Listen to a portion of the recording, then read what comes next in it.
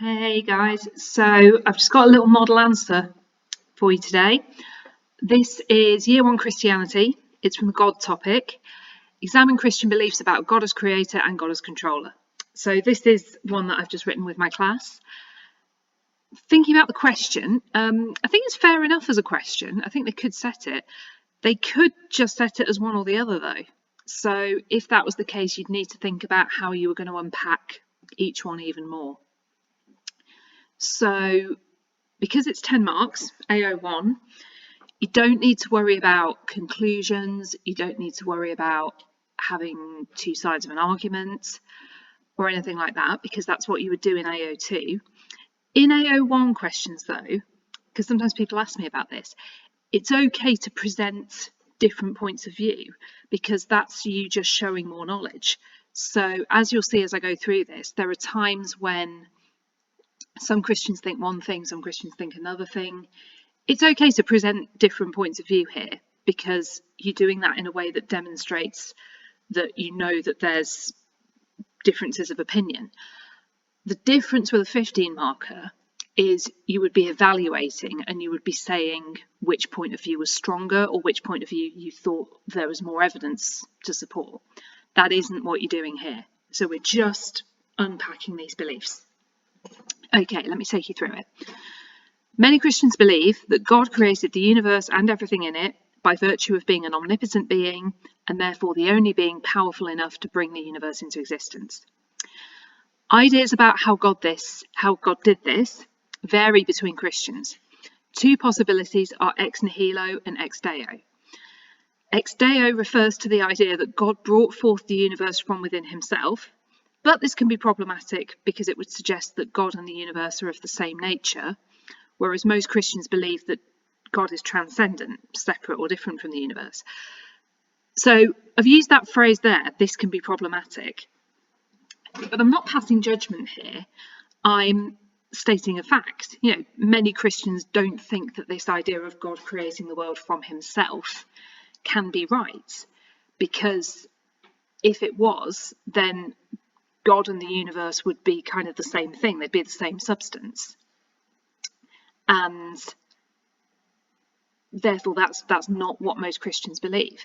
So I'm putting there as a possibility, but it's okay to say actually not that many people believe it.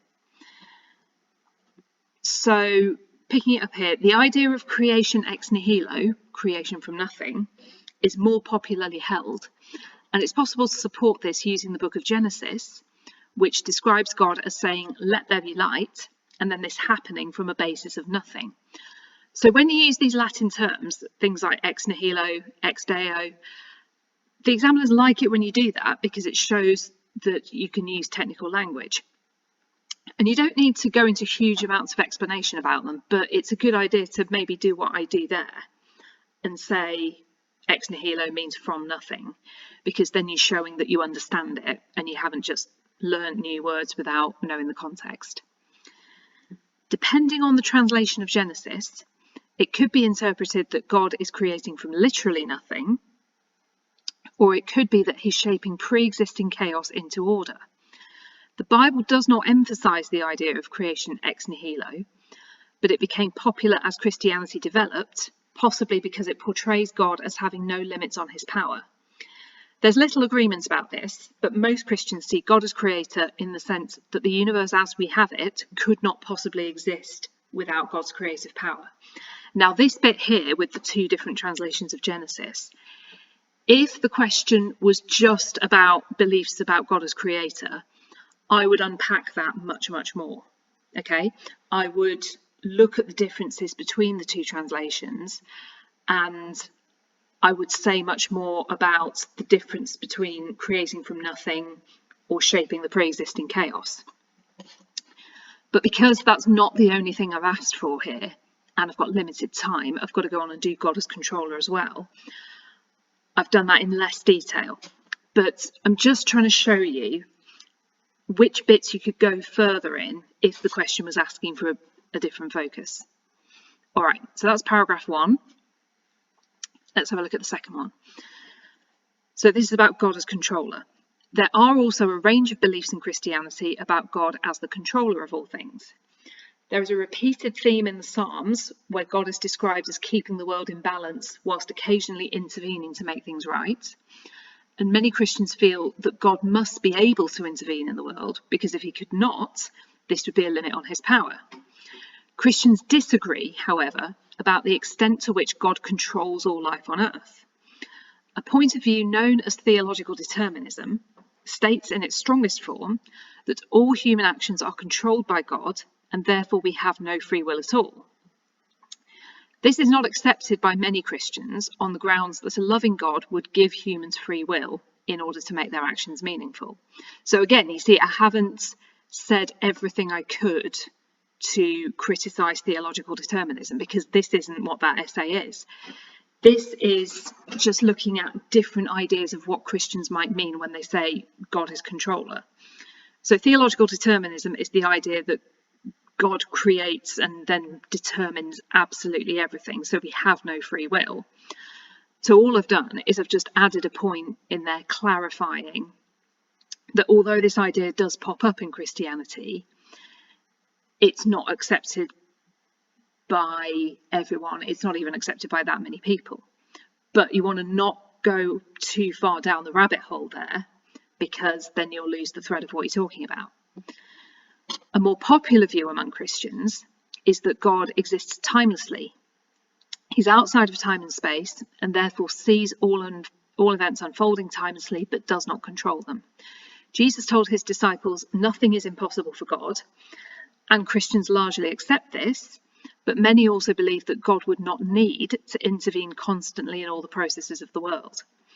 Therefore, controller might be understood in the sense that God puts natural laws in place so that the world functions, and gives moral laws to humans so that they can live according to God's will, but that constant control and intervention would be both unnecessary and unloving. So for that essay, asking for those two things, I think that's about all you would need, and it's probably all you would have time to do. It took me about 14-15 minutes to write this. If we're breaking down the timings exactly, you would have 18 minutes. So you don't want to be doing too much more. And so it comes out to just under 500 words. That's totally a reasonable length. But I'm sure I've said this before, don't get obsessed with how long does an essay have to be, because it's far more about how well do you use the time in the exam than how much do you write. A shorter essay that's really tight, really focused, full of knowledge that gets you credit is far, far better than a waffly one that goes on for an extra page but doesn't actually get you any further. So don't get stressed about length. If you were writing an essay that was just about God as controller, there's a couple of things here I would unpack more. I would talk more about perhaps theological determinism versus whether God creates people with free will, because I think there's more to say there. I would also, I've mentioned it here, giving moral laws to humans, so exercising control in that sense, telling people what to do and then expecting them to do it. I think there's more to say there. You can reference the Ten Commandments, you can reference the idea of ethical monotheism. So you could unpack that further. But because it's asked for the two things, it's only 10 marks and you've only got 18 minutes, I think this essay would be fine. I think this would have to get a high mark. Okay, I hope that's been useful. If there's any particular essays you would like me to do, just give me a shout in the comments. I've had a request for some applied ethics ones, so they'll be coming soon. In the meantime, work hard, and I'll see you next time.